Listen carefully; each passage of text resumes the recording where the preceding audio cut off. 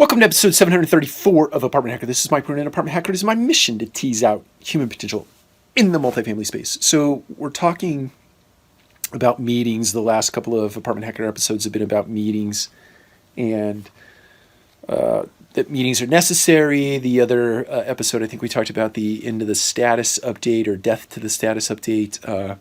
The idea that status should really live somewhere in software.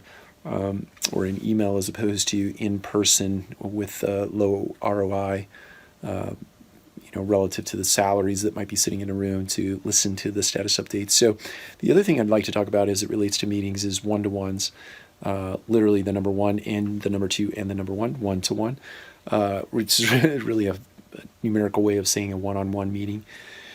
One thing that I think is important, well, two things I'd say are important. It's very important that you are having one-to-one meetings with those individuals in your downline, and sometimes it's necessary and prudent to do step-down meetings that are one-on-one in nature,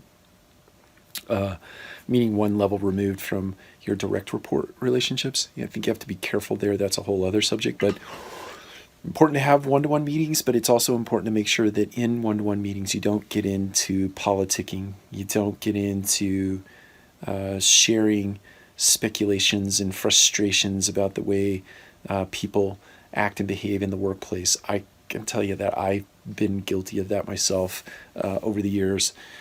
I try very hard to not get into those conversations, especially if you're a superior and the subordinate. And I kind of hate those words, but in that type of scenario, if your direct report starts complaining about somebody in and around the organization, they should be able to do that, but you should not be drawn into that and start sort of a politicking and or piling on conversation.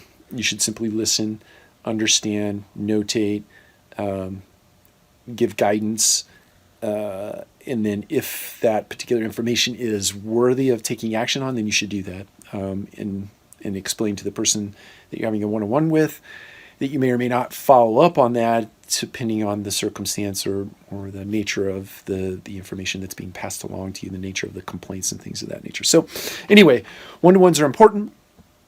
But it's also important to make sure that the content doesn't spiral into something that is unproductive to you and the person you're talking with in the organization at large. Take care. We'll talk to you again soon.